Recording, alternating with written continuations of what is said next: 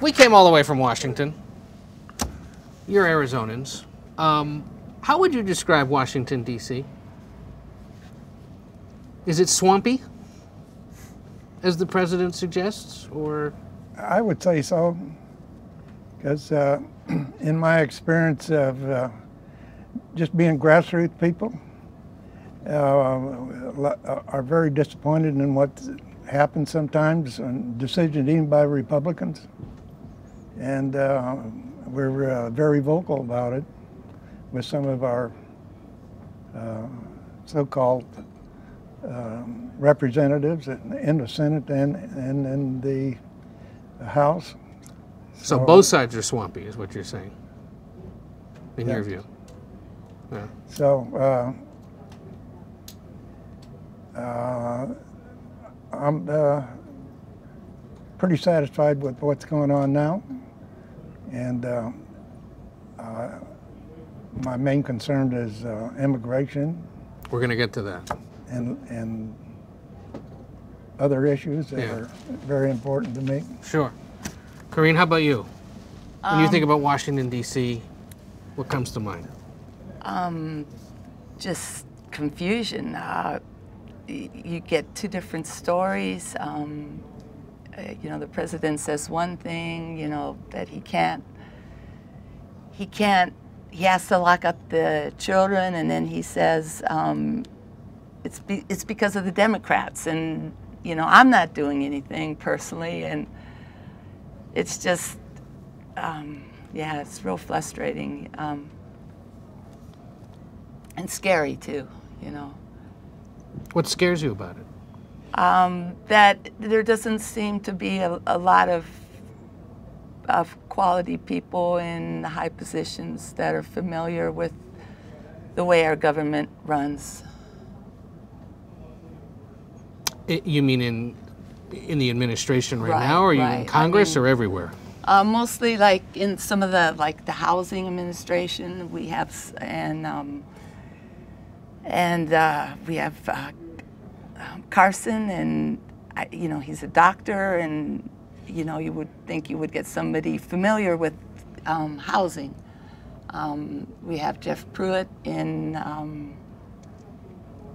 EPA. Yeah, EPA, and it seems all he wants to do is pollute our country and roll back regulations so business can do better, but in the meantime, we're drinking water that has toxic chemicals in it, and there's a lot of concern. Yeah. How about you, Mike? I would say definitely divided. I see myself as more of like a Republican with, I guess, more of like a moderate stance on social issues. That being said, like it seems like there is this corrosive or kind of divided nature between like the Republican and like the Democrat Party, which makes it kind of tough to really side with like a significant or like a singular senator or like legislator or, you know, even president sometimes. So I think it's honestly just a pretty divided area. I could probably echo everybody's, mostly everybody's sentiments. I think it's a very confused battlefield is the way I see it. The news changes every day, and I think that the narrative that's being brought out is very,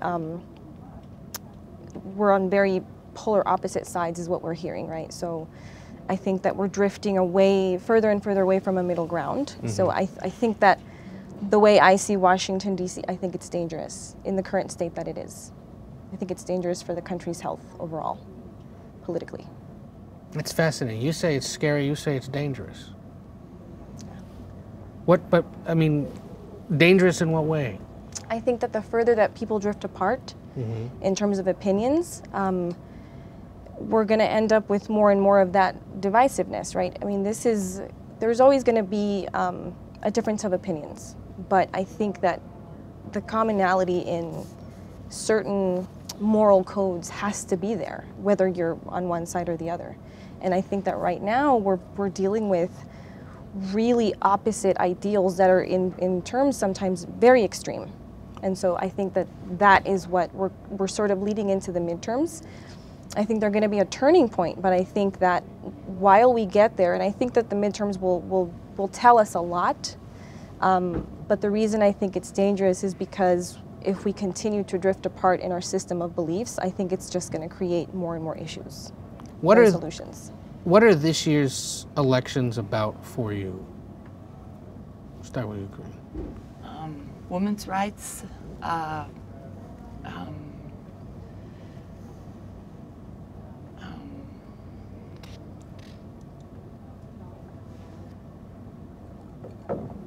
Women's rights. yeah, definitely women's rights. And what about them? That there's been. And also gun rights too. You know, I mean, I own guns, and I like to go shooting, but it seems like it's just gotten out of control to the point where, you know, you're hearing people getting shot at the dentist or movie theater, and you know, there needs to be schools, yeah, schools, of course. And there needs to be some sort of reasonable discussion on what needs to be done to make this place a little safer. But, How about you, Mike? I'd say the economy, for me, is kind of like the major focal point. I'd say that we're in a relatively good spot right now, maybe with like this potential of China exempt from that scenario. But I think that the economy looks like it's on like the up and up. I would say that unemployment is low as well, and so I think continuing something like that is pretty important to me. Pete, how about you? Well, I think the economy is going great. In fact, I'm an investor. I invest in the stock market, and it's doing well. My concern is immigration. That we have some people that believe we should have open borders, and we're being inundated with people from all over the world that come across that border, and we don't know anything about them. And a lot of people have lost their lives on account of it, on MS-13. There's thousands of them in this country, and there's some people who don't believe we should get rid of them. I think every one of them should be. this country is a country of immigrants. But, you know, your parents came here from somewhere else. You know, I'm talking MS-13. You know what MS-13s are? I've lived in Arizona, yeah. MS-13s are gangs that come out of South America. Very vicious people.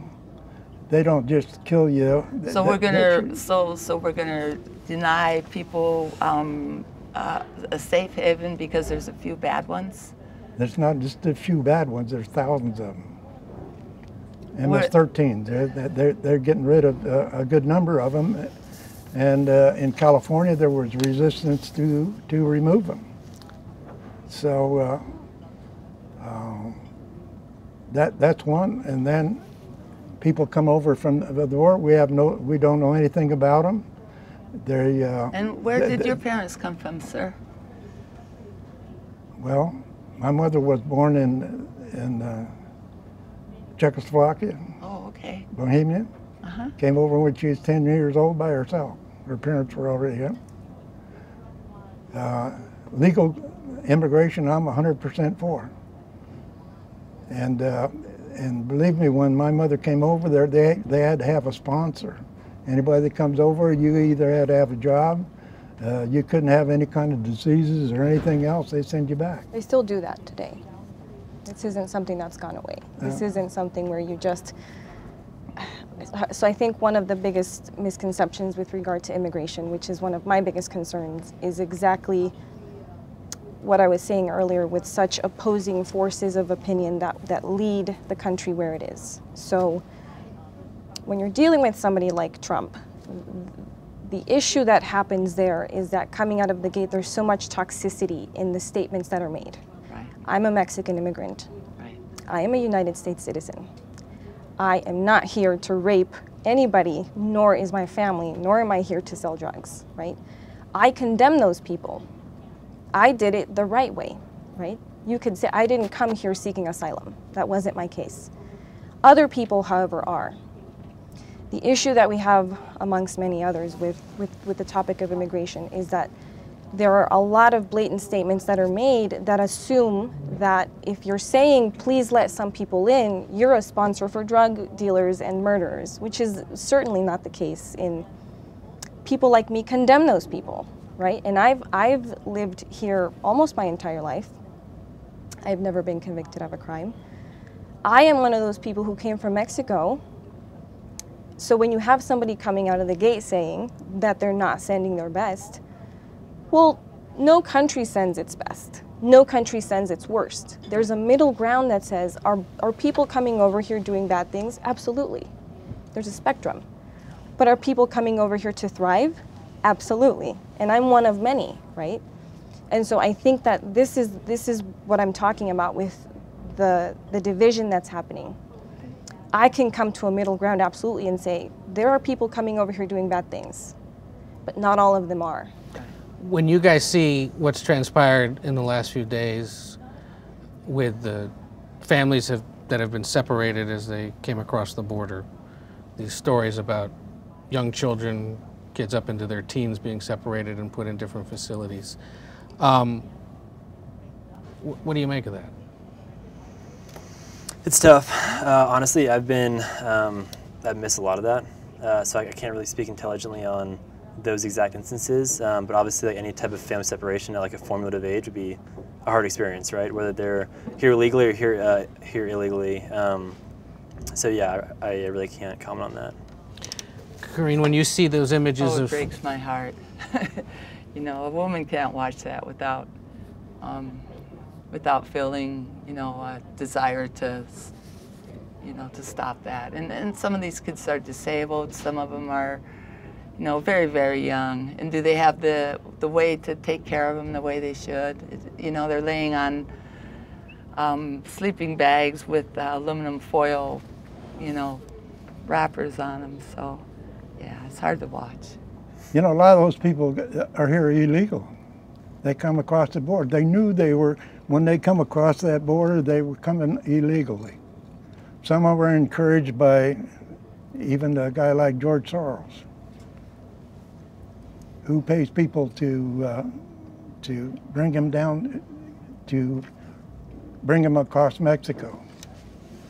And they marched all the way across Mexico. Mexican government didn't do anything about it. That's not true. They let them come. That's not true.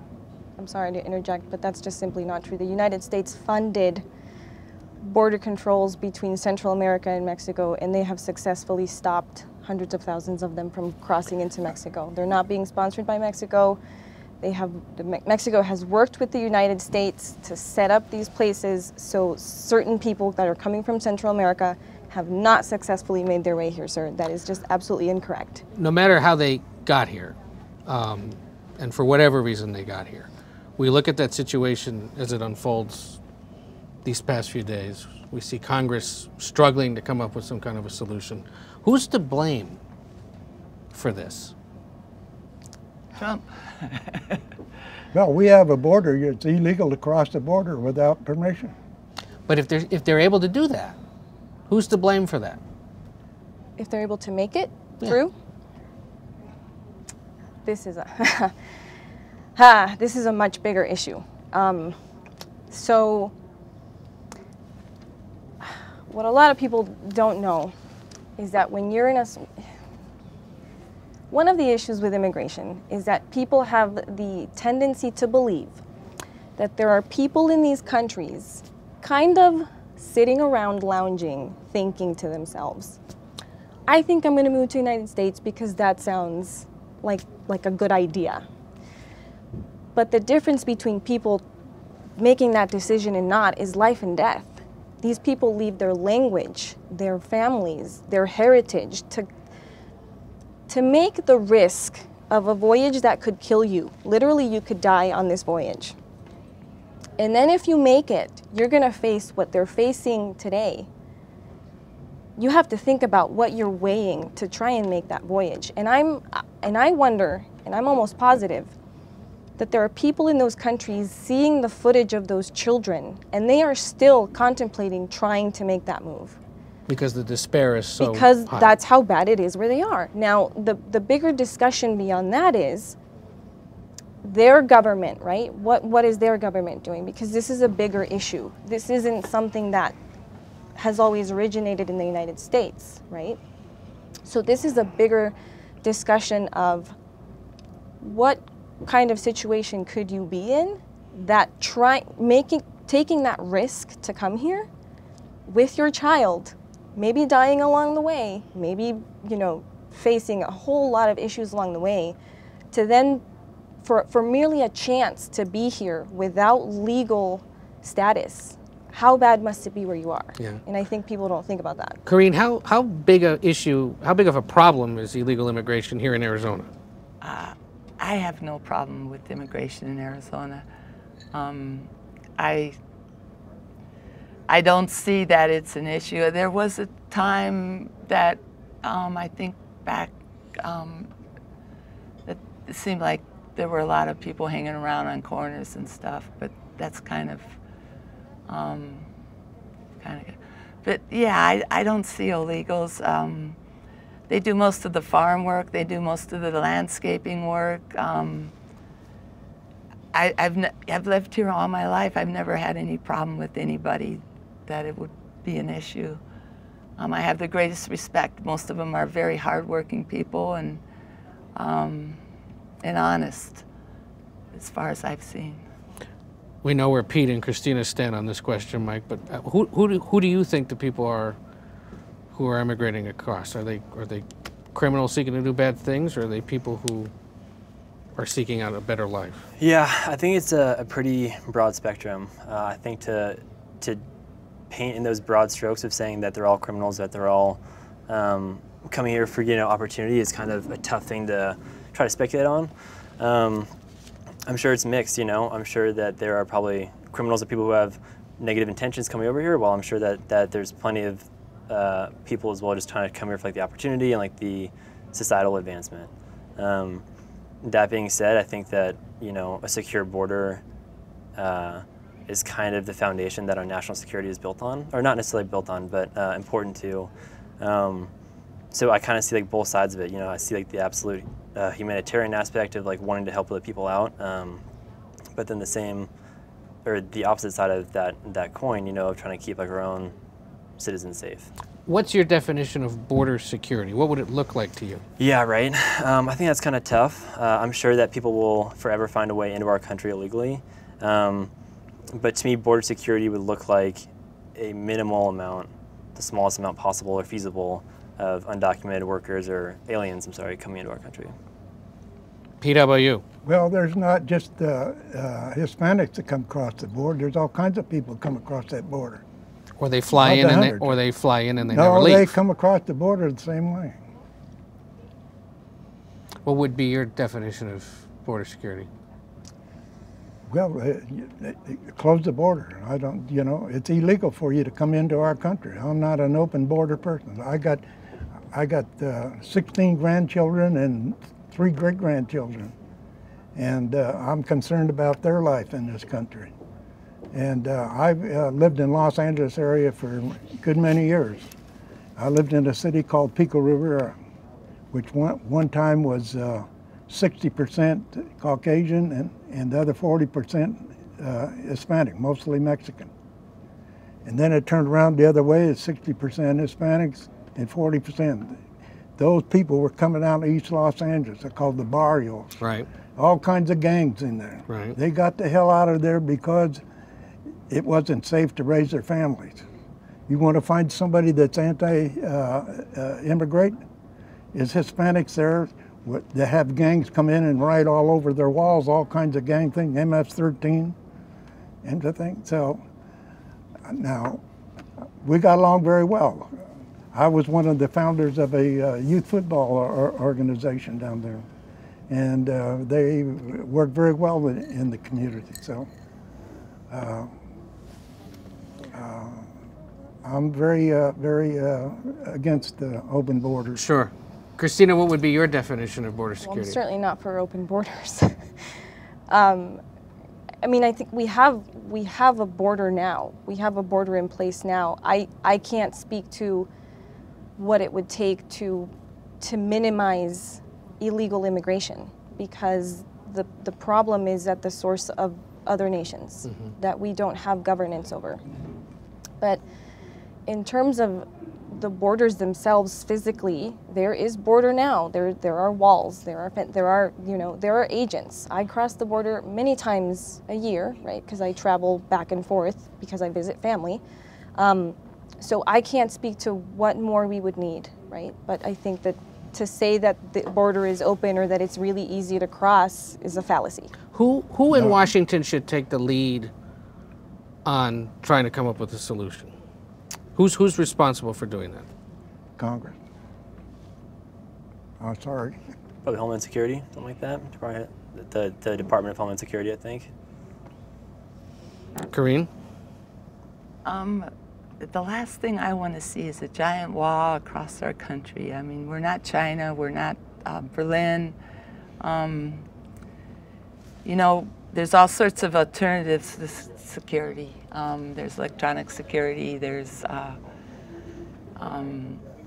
you can do that a lot cheaper and a lot better. You know, I've heard stories where people just go right up and over the walls. So if somebody really wants to get in here, they'll find a way.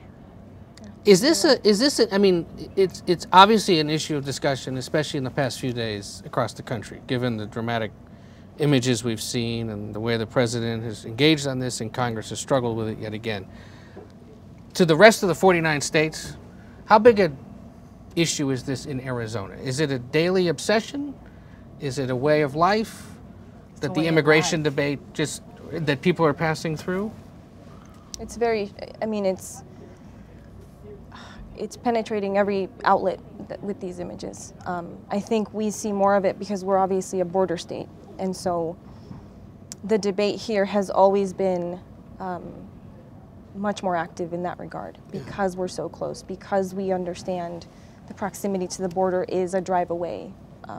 So it's very much a topic of discussion. I think it's a topic of discussion everywhere, but it's very heavily discussed here. I think we have about a 30% Latino population here, so we have more of a population that feels for these people, that is connected to these people, that understands these people's sort of voyage. And I think that what happens there is you start to sort of question beyond the politics of it. At this point, with what's going on, I think that we're stepping on the grounds of human rights. Beyond Republican or Democrat, whatever you want to call those issues that are being wrestled, that are being argued, I think that this is just escalating very, very dramatically and very, very badly. Show of hands, are you going to vote in November? Yes or no? Okay. Why are you going to vote in November? I have missed an opportunity to vote since Dwight D. Eisenhower. Every one of them. Christina, why? It's important. Personally, I have a responsibility for those who can't vote, right? So. Mike? I think that the midterm has more relevance to like the layman American than a lot of times like the major political elections do, I think. So yeah, I think it's important to be a part of that. You've got to, if you want to change things. Did you all vote in 2016? Yes. Yes. No? No. Do you normally vote in those years where there isn't a presidential election? Yes. Yeah? I became a citizen in that year, so I would have, but Yeah. I couldn't yet. Mike, if you go to the polls this year, you said economy? Correct. And what about you? Immigration. Immigration. And what would be the driving reason to get out to the polls this November? Well, immigration is a serious problem, as far as I'm concerned. Okay. What do you think it means these days to be a Democrat, Corrine? In Arizona, it's pretty rough. Yeah, you're pretty well outnumbered, and. But what does the party stand for? What are they fighting for, or what are they fighting against? We're fighting for equal rights for everybody. We're fighting for people to be treated the same, no matter what color they are, no matter whether they're gay, whether they're, you know, it's just that everybody is treated and given the respect of of everybody else. You know, it's just a common decency. Michael, are you a Republican? Or Correct. Okay. What does it mean to be a Republican these days?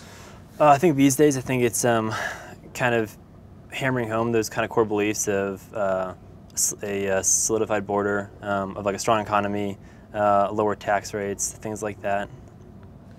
Pete, what's it mean to be a Republican? Well,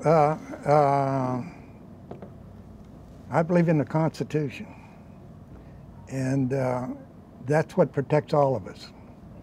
We had a problem with the black community in this country, a very serious one for years, and Martin Luther King brought it to attention. And if it hadn't been for Martin Luther King and how he operated, unfortunately, there are a lot of people that don't buy by the way Martin Luther used to think. What do you mean by there was a problem? Pardon? What do you mean by what was the problem before Martin Luther King Jr.? What was the issue that he, what did you say, regulated? Yeah, well, it was a lot of prejudice against the black people in this country. But my question was, what does it mean to be a Republican right now? What does the Republican Party stand for? Well, most of them believe in the Constitution, Okay. and adhering to it because it's been violated many times over the past, and it's what got us into all our trouble. It's got us into debt, $20 trillion in debt, because basically you only go into debt for war. You don't go into debt for other things other than that. Well, we've had a lot of wars. But that tax plan that just got passed will plunge us further into debt, and that was approved by Republicans, right? Other than the fact that it'll cause more jobs and more revenue coming in to take care of that problem. Okay. I hesitate to ask this. What do we think of the president these days? Me? Yeah. Okay.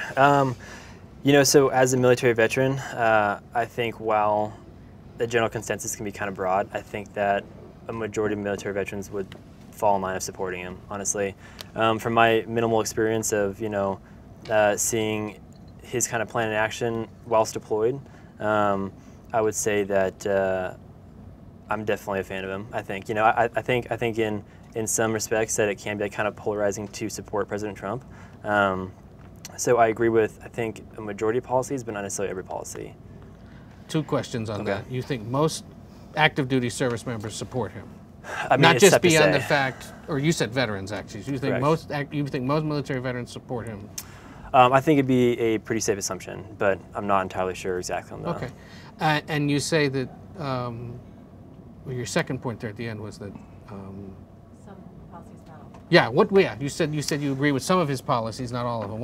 What one might you not agree with him on? Right. So I think, like Corinne brought up, that the concept of like a wall. I think that that's kind of almost like a buzzword that was used, I think, to kind of galvanize potential supporters during like the actual election. I think if you look at the actual construction from like a finance perspective, like potentially spending $20 to $50 billion on a wall is kind of not the best resource allocation. I feel like that we could accomplish the same job with using drones or seismograph sensors or things like that would be theoretically less expensive, I think. But that's, again, just my opinion. Did you vote for him in 2016? I was deployed when he was elected. Would you vote for him if you had a chance in 2020? I think so. Yeah, I think based on the way that our economy is currently going, I think based on our unemployment numbers, things that are important to me, I think that I would continue to vote for him. So, Corinne, what do you make of the president? I think there's a lot more things important in the economy. We need to focus on bringing us together as a people. Trump is out there saying the Democrats this, the Democrats that, and we have to work together to bring this country together. Is he doing that?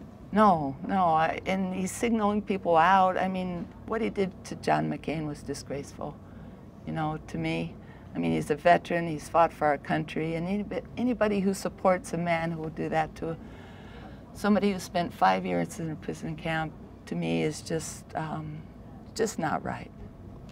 If you could say anything to the president directly, what would you say to him?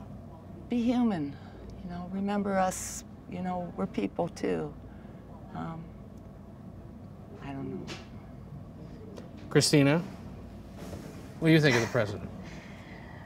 To say that I don't care for him would be an understatement. It's probably no secret now, but he's not a president. What do you mean He by doesn't fit the stature that someone needs to have to be in that position. He's not presidential. He's not a leader. I could literally sit here for hours, but not a fan, obviously. And if you had a chance to say something to him directly, what would you tell him? You know, I said this before, but every tyrant has had his or her time in the sun. He's had his time in the sun now for 2 years. He's had his time on the stage. But I have more life of fight left in me than he has left to live. And after he's gone, after his presidency is over, I'm still gonna be here. And I'm still gonna fight. And I'm still gonna protest. And for people who don't have a voice, I'm still gonna be the voice long after he's gone. So it's just a matter of time. I know you're a fan of his. I disagree with what you just said, but I'm 100% behind Donald Trump. We finally got a leader that does something, looks at some of the issues that we've been through the past. We keep going in debt, spend a lot of money. When I worked for Reagan, I worked in the Office of Economic Opportunity. The war on poverty was the biggest hoax ever played on poor people because it never got down to them. I don't argue with what the program was about, but it didn't get implemented right. And so finally we got somebody that, as far as our trade with other countries, and the issue of the tariffs they put on us, and they get by with no tariffs in here.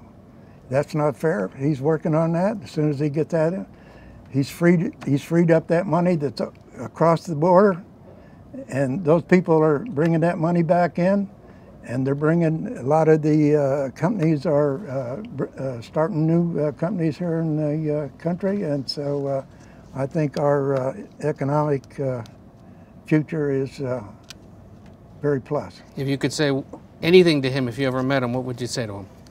I would say keep on going on. I'll give him the thumbs up.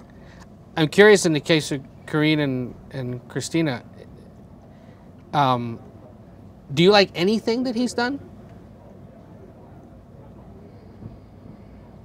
To think on that one. That's a thinker. That's a thinker for sure. And another question, Well, I guess. that he actually brought the families back together, even though he separated them. You know, he didn't. You see, the executive order that he signed yesterday prevents them from separating families who come across now, but that executive order has no plan to reunite the current 2,300 children who are separated. And so on that aspect, he has not brought them together. And what's happening now with that is, rather than caging human beings up separated, now they will be caged just together. But the current separation, there's no mention of how they're going to actually put these families together. We don't know what's going to happen. And they don't know how many of these parents have already been deported, or how many have gone through a process. So that executive order yesterday leaves those people in the same position as of today. So maybe something, and clearly you've got. Maybe not. I guess can we agree that whether you like him or not, he's keeping his promises that he made during the campaign? Oh, yes, he is. That's the scary part. Well, Mike, actually, I had a question for you. So you said you served in the Army? Correct. How many years? So just under 5 years. And were you deployed overseas? Correct, yeah. So I was an Army Ranger, and I was deployed twice to Afghanistan. Okay. Show of hands, I'm curious. Would you believe that it's been less than 2 weeks since President Trump met with Chairman Kim in Singapore? Feels like it was 3 months ago, right? It does. The news just moves so much. quickly. I'm just curious, though, show of hands. Do we think the president's meeting with the North Korean leader was a success? Yes or no? Yes. I think so. Okay. Why was it a success? Briefly. Well, because nobody else could accomplish it. They've been trying to do it for 2 or 3 presidents can do it, way all the way back to Clinton. Right. Mike, why was it a success? I think potentially stabilizing a nuclear threat is always seen as like a beneficial policy. So, Corinne, you didn't raise your hand. Right. There was no significant document signed, no agreement made. We agreed not to do training anymore. That was the main reason we never, I mean, that could have been an easy fix how many years ago. So I think that we needed something actually signed before we can feel any relief. We need to know that the sites are being inspected, that that he's holding his word. To me, it was just a meet and greet. Christina? Probably depends on how you define success. To me, it's like he's buddying up with this dictator. So to me, that's not a success. And I also don't, you know, I agree with Corinne. I don't see any of it substantiated. I know it's going to take time, right? How much can we expect to happen immediately? But I don't consider that a success. I consider it a show. He made the point, or he's made the point, that like his meeting with Kim, don't like his meeting with Kim. They haven't launched another missile test. There's been no nuclear attack. Therefore, in his view, he's kept the country safe. Is that a fair argument?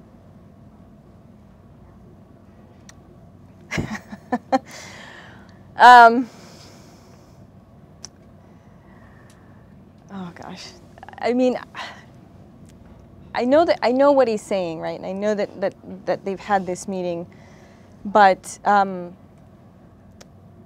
think that only time is going to tell. I think we still have to wait it out.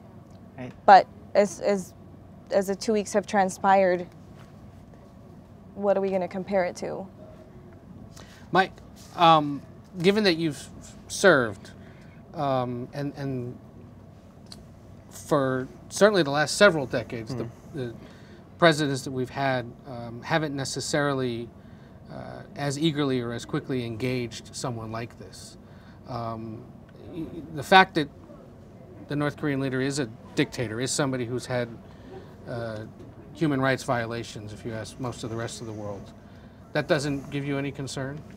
I think when dealing with a dictator like that, I think the political climate surrounding that will always be unstable. So yeah, I think that it would be rational to have some element of concern, but I think that it's almost like taking progress rather than perfection. I think I think that if there's some progress, and that's going to outweigh potentially a nuclear war or anything like that. So in my mind, any amount of progress is potentially a success. So if it avoids nuclear war, it's worth the meeting. Yeah, I think so. And Pete, you said how other presidents haven't been able to do this. If the Iranian leader suddenly wanted to meet with President Trump, would you be okay with that? Yeah, if he met with him, deal with him, I have no problem with it. Because I know that Trump's a negotiator. He knows how to put a hurt on the other guy to make him come around. And that's what he's doing with North Korea right now. He took away, they're hurting as far as their economy is going and all the pressure that he's put on them. But if and that's what brings him around, and he's got some help from China too. So if the leader of Iran, or if Bashar al-Assad called and said, let's get together, you'd be okay with that? You're talking the Syrian president, yeah. Yeah, if it's on condition of what the meeting's going to be. There has to be some conditions before they meet, to make sure there's going to be something accomplished. Show of hands, the meeting with the North Korean leader has kept the country safe, kept your family safe. If you agree, raise your hand. Kind of, sort of. Yeah, I mean, I think it'd be hard to justify it down to that singular event, but I think that I'm sure in some small way that it might add to some sense of security. Okay. I bet you Japan's feeling a lot better. Let's move on to Congress. If you don't like the president, I can't imagine what, or if you do like the president, I can't imagine what you think of Congress. What is the one thing you'd like to see them all try to do before November's elections? If they had to do just one thing, they could get one big bill passed. Corinne, what would you do?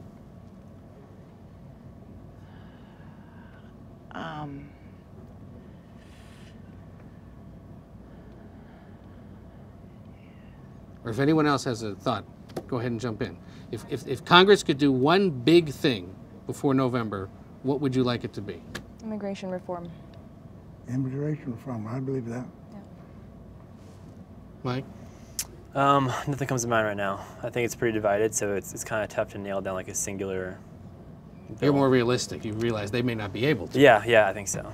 Oh, well, that's a different question. If we're dealing in an instance of if you had one wish, realistically, will they?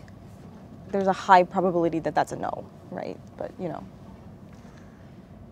Corrine?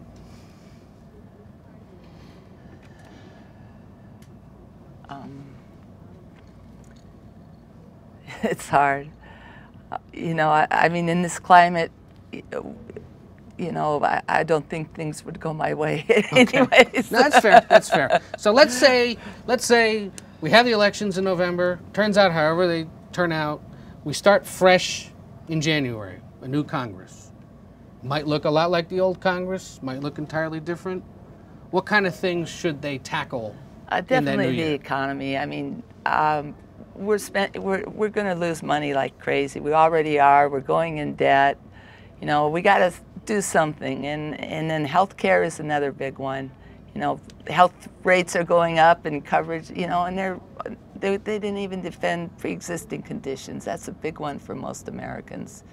You know, I have a pre-existing condition. They're even retirement. They're talking about cutting, you know, benefits. I mean, I'm 3 years away from retirement. That's not what I want to see. You know, we need to be saving for the future and trying to bring down the debt. And that's what Congress should be doing. Pete, what would you, if they could start new in January, what should they address? Well, like I say, I still on the immigration deal. Okay. Get that settled and once and for all. Agreed. How about you, Mike? I'd say to continue to focus on the economy and kind of proliferating our upward trend. So keep it going.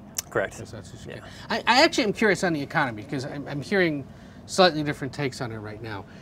To borrow and adapt a phrase that Ronald Reagan once used, do you feel you're better off than you were 2 years ago?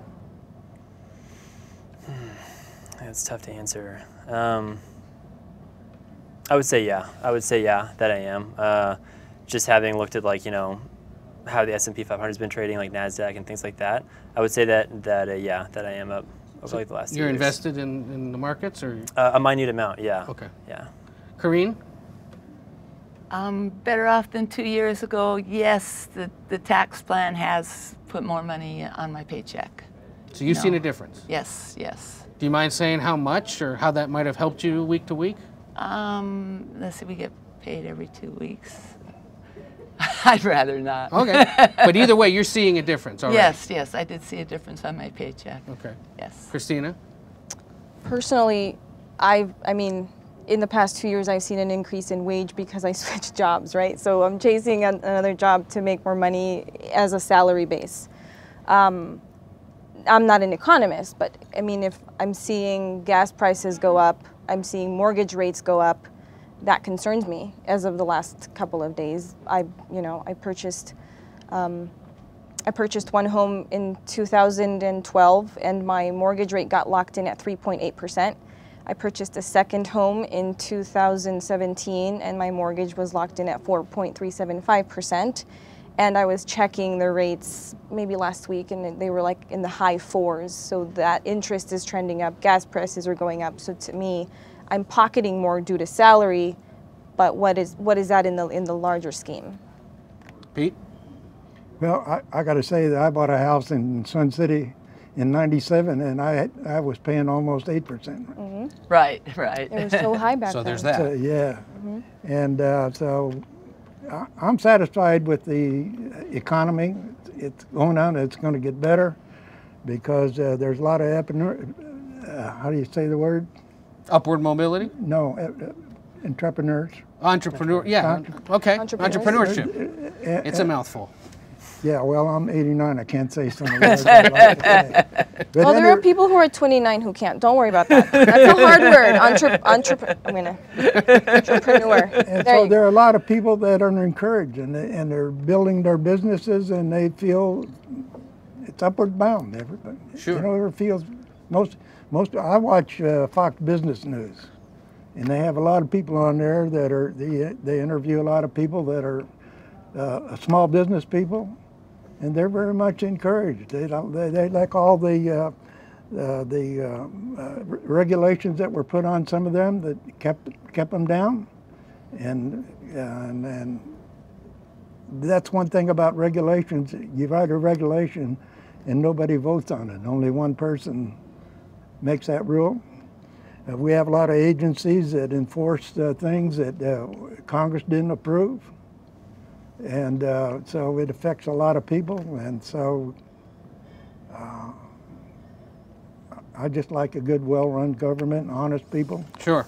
So let me ask you some questions sort of specific to Arizona, because you've got an incredibly competitive Senate race this year, prompted by the fact that your Senator Jeff Flake decided to retire, in part because he's such a big critic of the president that he realized he probably wasn't going to be able to make it through his primary. I'm just curious, what do you make of Jeff Flake? What does he mean to the state? Well, I can tell you what grassroots people think. They call him Jeff Flake the Flake. Okay. Michael? You know, I don't know entirely too much on his actual political platform, but from what I've heard, I think that people generally do see him like a fond light. So. Maureen? I actually have voted for the man before and have a great deal of respect for him. He seems to be able to look at the issues, at both sides of the issues instead of just one side. Yeah, I would agree. I think he's had moments where, depending on how you look at it, depending on which party a member of is looking at him, he's, I have heard him be referred to as a flake by members of the Republican Party. I've heard him be regarded as respectable by members of the Democratic Party. So, yeah, I agree. What do you know about the people running to succeed him? Kristen Sinema. We've got Kristen Sinema. She's leading in the polls.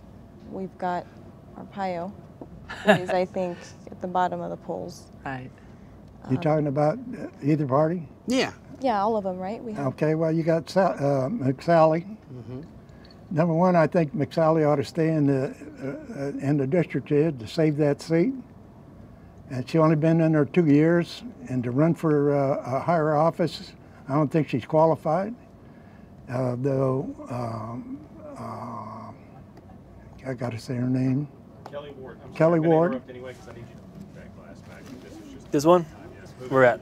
Kelly Ward is a long-time Arizona, and she knows all the issues, been through it for years. Well, I give credit for being an air pilot and all that stuff. Since I was an infantryman, I stick with the infantry guys more than I do Air Force guys. Okay. And what about John McCain? What has he meant to Arizona? Wow. I've always been a big fan of John McCain, and sometimes I like him and sometimes I hate him. But he always does what's right, and I have to say that I respect John McCain the most with that moment with the woman who asked him the question about is President Obama really whatever, and John McCain was a man enough to say no, he's just a regular guy, and we need more of that. We don't need to be trashing each other. We all want the same goal. But yeah, Michael, how about you? I definitely respect the man. I think someone with a background like that definitely commands respect. I think as a fellow Republican that I look upon him fondly, and honestly I feel empathy for him for his current situation. Agree. I think, well, I'm a registered Democrat. I think he's done a great deal of things. He's definitely one who deserves respect. He's done a lot for this country. My concern is his health currently. He's been in his seat for over 30 years, and he's dealing now with with an illness, right? He's dealing with a condition now, and I wonder how his health is going to trend. Is he going to remain capable, and should he remain in that seat for his health purposes? Should he? That's a tough question. I think that that's certainly something that he needs to decide. I know that he's still there. So this is another one of those that you wonder what time will tell. I'm nobody to say whether or not he should, because he's still doing it. So it's a good question. Well, I have a different take on that. I have a lot of respect for what he did, went through as a prisoner of war. I think he's a great patriot for what he did. But there were a lot of other guys there that had to go through the same thing that he did. He came back and I don't know how it came about, but he ran for office because I lived in California at the time. Been there about 30 years as a U.S. Senator. A lot of things I don't agree with what he does because he has a tendency to not represent Arizonans on some issues. And I can speak for a lot of grassroots people I know, don't really think he's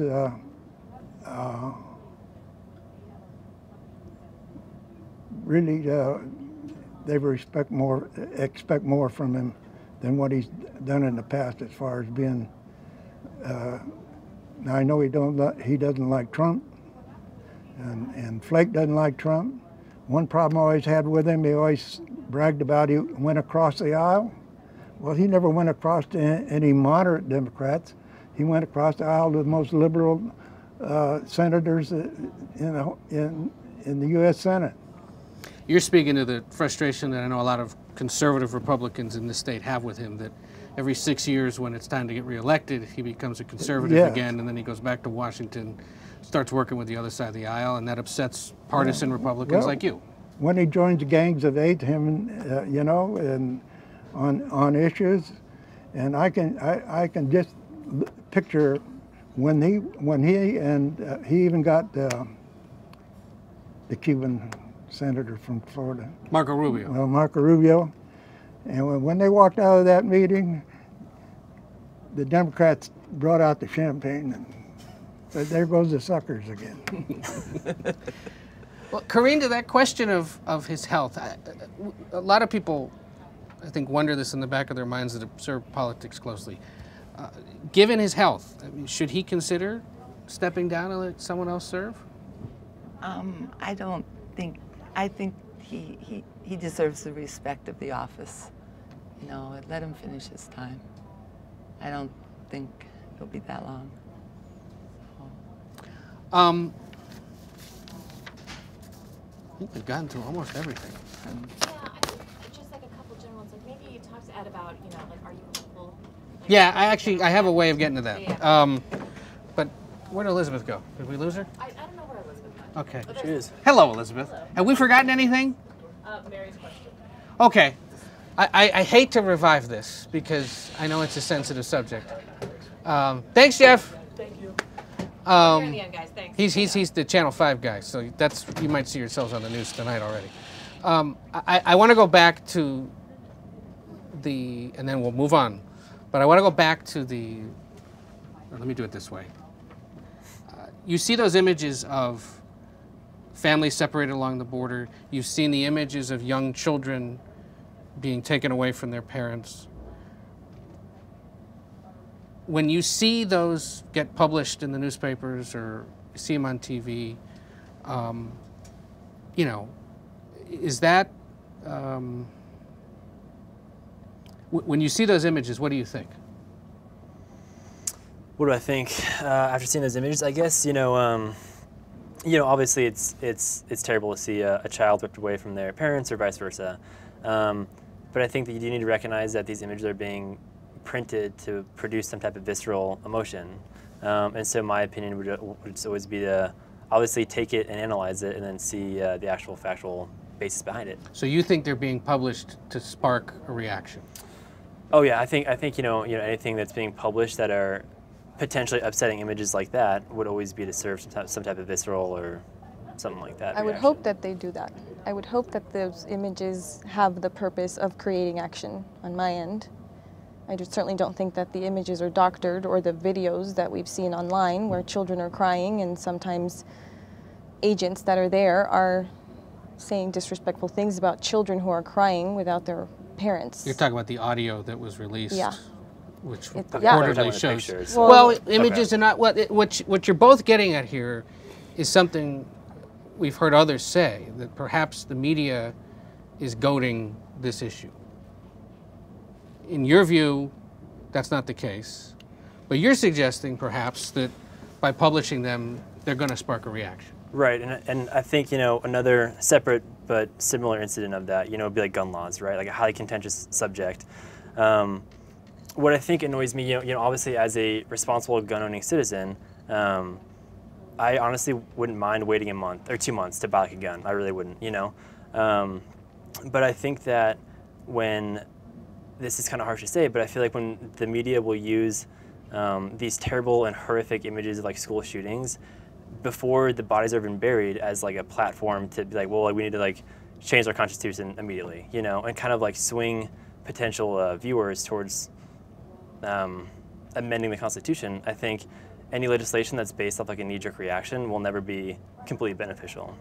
And so just like this, I think that it's similar. Obviously, yeah, it's shocking for sure, but I think it's almost in some semblance trying to also provide some type of visceral response. So you think that guys like me, Yep. or the organizations I work for, are publishing or distributing these images to advance an agenda, not to allow you to see it's possible. what factually happened Right. and make up your own mind? Yeah, so I think that it's possible. I'm not necessarily saying that CBS or any other major broadcasting system would do it, but I think that, things like that are possible to print things to align potential viewers or readers or listeners towards A certain way. Yeah. Yeah. Well, I think everybody went down there and agreed that it should cease. Everybody's down there. George Bush's wife went down. Trump's wife went down. Everybody's gone down and agrees it's an egregious thing. And I think it's as a result of that, it partially got solved. And hopefully they'll come to some kind of agreement what they're going to do with all those people. Do you think this would have been addressed as quickly as it was by the president if the images hadn't been published or broadcast on television? Yeah, possibly. They brought it to and to a greater extent than what it. They really went overboard with bringing that out. Everybody saw it. The first 2 or 3, 4 days where people become concerned, but it kept on. So you think broadcasting those images, publishing those photos was the media going overboard? Up to a certain extent, I think when they got the point across and somebody was taking action and the action was being taken, then you can stop. How about you, Corinne? I want to keep showing them. Yeah, it's something we need to face as Americans. We don't treat children like that. We don't treat people that enter our country like that. It's never been done in the past. I'm sure it probably has been done in the past, but I think as a nation, we should be able to treat people with decency. Well, if the police arrest a person or a family for some crime and they have children. Seeking asylum isn't a crime. And they can't request asylum from their countries and send an they're in application jail. online or It's something. not a crime. They can't request asylum from where they sit, where they could be killed the next day. They're not committing a crime. They take their children away from them They're taking temporarily it to safety. and put them in some kind of a They don't put them in cages. If you commit a crime in this country and you go through your due legal process, they do not take your children to put them in cages, sir. They just do not. They should keep showing the images because we still don't have a solution even after the executive order was signed yesterday. So as far as we're concerned, those children whose images we saw that were in cages are still in those cages because they haven't been reunited with their families. Unfortunately, we're not going to solve this issue here, the five of us. But it's good to talk about it. And clearly we see here at the table, I think we see all across the country that there are very strong opinions on this and just about everything else these days. Yeah. At the beginning, a few of you suggested that you're scared or you're concerned about sort of unity and mutual respect and concern that the country's become so divisive. What do you think will ultimately perhaps reunite the country?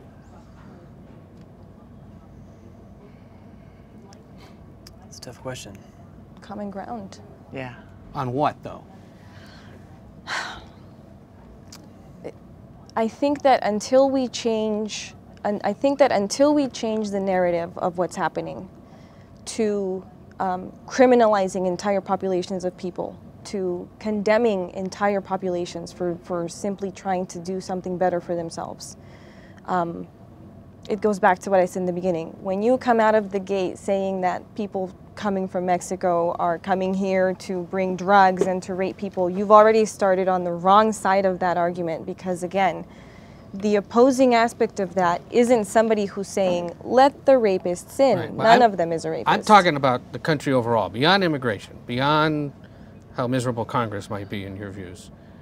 You get a sense that the country's quite divided right now, maybe more so than even in the late 60s when we saw a lot of problems in the country. What might bring it back together? What might bring us all back together? The president is supposed to do that. That's his job, is to bring the country together, not to separate us. We're one people, one nation. We're not, we're not Democrats and Republicans, you know, and you do that by trying to please both parties, not just one. Well, I think Trump's doing it. A lot of You people. think that him blaming the Dems for things is him uniting the parties? I think with the economy going, and you see the people that he draws at those rallies, a lot of those people are Democrats. Mm-hmm. A lot of them, and you know, they're glad to see somebody make some decisions for us and get the economy going and taking care of the tariffs that are totally unfair to us. If you deny that they're unfair to us, you're not looking into the issue properly. Michael, how about you? I mean, you wore the uniform, you fought for this country, you see what's going on. What brings it all back together? As far as like a singular event, I don't know. But I would definitely say it has to come from some semblance of trust. You know, I think that if you look back, just like the 60s or, you know, Watergate later on, you know, that like these events that have slowly, I think, served as like a catalyst towards division. I think that in some sense, America kind of needs to just reunify under some type of compromise, you know, whether that's just like the ability to open up channels of communication. I think whether it's Congress or whether it's individual members of political parties, that everything is in like such a sense of gridlock that it's impossible for people to communicate ideas respectfully and, you know, articulate. So I think that at some point, I'll just have to start with communication. I agree. So doing what we're doing here. Exactly, yeah. Well, thank you all for agreeing to do this. I know we appreciate it. Thanks for having us. And if anything, maybe you all learned a little more about what the other side thinks. Hopefully.